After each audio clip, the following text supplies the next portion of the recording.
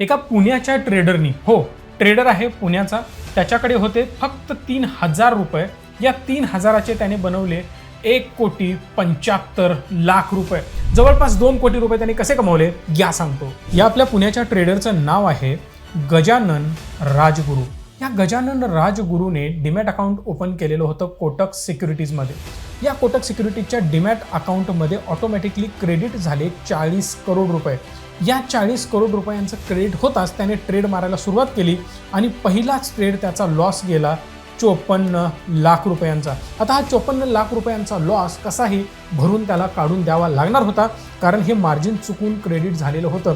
54 लाख रुपये त्याच्याकडे नसल्यामुळे त्याने अजून एक शक्कल लढवली आणि पुन्हा अजून एक ट्रेड घेतला आणि पहिला ट्रेड तर लॉसमध्ये गेला, पण दुसऱ्या ट्रेडमध्ये मात्र त्याने प्रॉफिट कमवलं.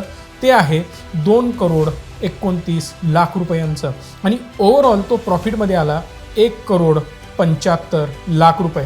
पण ही केस गेली कोर्टात.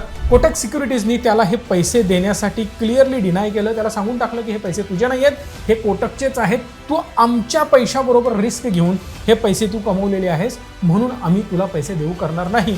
ही सरळ केस कोर्टमध्ये गेली आणि कोर्टामध्ये 2 वर्ष ही केस सुरू होती. आता 2026मध्ये याचा निकाल लागला आणि हायकोर्टाने क्लिअरली सांगून टाकलं की जर यामध्ये लॉस झाला असता तर तो तुम्ही त्याच्याकडून वसूल केला असता. म्हणजेच लॉसची रिस्पॉन्सिबिलिटी त्याची आणि जबाबदारी क्लिअरली त्याच्यावर तुम्ही जर ढकलणार असला तर प्रॉफिटची जबाबदारी सुद्धा त्याची असेल. आणि त्यामुळे हे 1,75,00,000 रुपये कोटकला मिळणार नाहीत. फक्त तुमचे 40 करोड रुपये जी मार्जिन मनी ॲड झालेली होती तेवढीच तुम्ही घेऊ शकता. बाकी प्रॉफिट्सवर तुमचा अधिकार नाही. तुम्हाला याबद्दल काय वाटतं? आपल्या महाराष्ट्रीयन ट्रेडरबद्दल मला कमेंट बॉक्समध्ये सांगा.